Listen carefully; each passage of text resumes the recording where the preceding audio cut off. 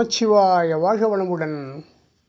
ராசி பலனை பற்றி தெரிந்து கொள்ளும் அன்பர்கள் ஒவ்வொரு ராசிக்கும் உள்ள அதிபதியை என்னவென்று தெரிந்து கொள்வதில் ஆர்வம் காட்டுகிறார்கள்.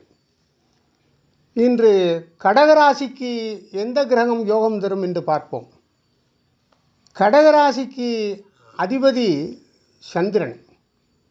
இதில் பிறந்தவர்களுக்கு செவ்வாய் முழு முதல் யோக காரகன் ஆவார். செவ்வாய் பலம் பெற்றிருந்தால் விசேஷமான சுபபலன்கள் நிச்சயம் கிடைக்கும்.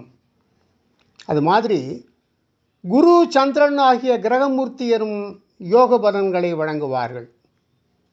சுப வீடுகளில் இந்த மூவரின் இணைவு பார்வை மூலம் நலம் பெறும். சுப வீடு என்று சொல்வது கேந்திரஸ்தானங்கள், 1ஆம் இடம், 4ஆம் இடம், 7ஆம் இடம், 10ஆம் இடம், அல்லது திரிகோணஸ்தானங்கள் 1, 5, 9 இடங்களில் இந்த 3 கிரகங்களும் இணைந்திருந்தால் அல்லது பார்வை பெற்றிருந்தால் நலம் கிடைக்கும். புதன், சுக்கிரன், சனி ஆகியோரால் கடக லக்னக்காரர்களுக்கு கெடுபலன்கள் உண்டாகும். எனவே குறிப்பிட்ட இந்த கிரகங்களின் தசை புத்தி அந்தர காலங்களில் நாம் எச்சரிக்கையுடன் இருக்க வேண்டும்.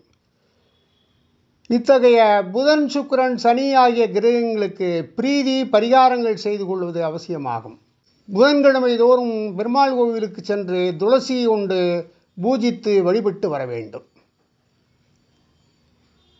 சுக்கிரனுக்கு வெள்ளிக்கிழமை தோறும் கோயிலுக்கு சென்று அம்பாளை, பார்வதி தேவியை வணங்கி வர வேண்டும்.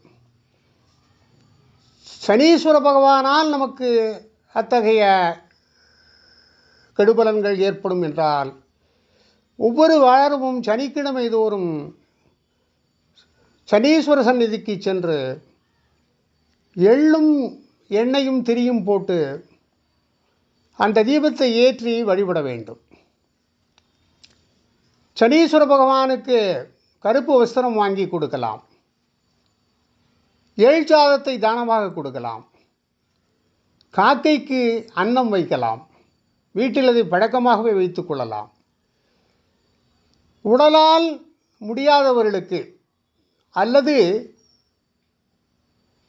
வசதி குறைந்தவர்களுக்கு சனிக்கிழமை தோறும் முடிந்த எண்ணிக்கையில் ஒருவருக்கோ 2வருக்கோ 3வருக்கோ அன்னதானம் செய்யலாம்.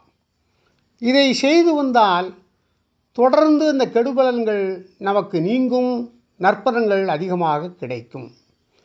இதை பின்பற்றி நீங்கள் எல்லா வளமும் பெற்று வாழ்வீர்களாக. வாழ்க வளமுடன். ஓம் நமச்சிவாய.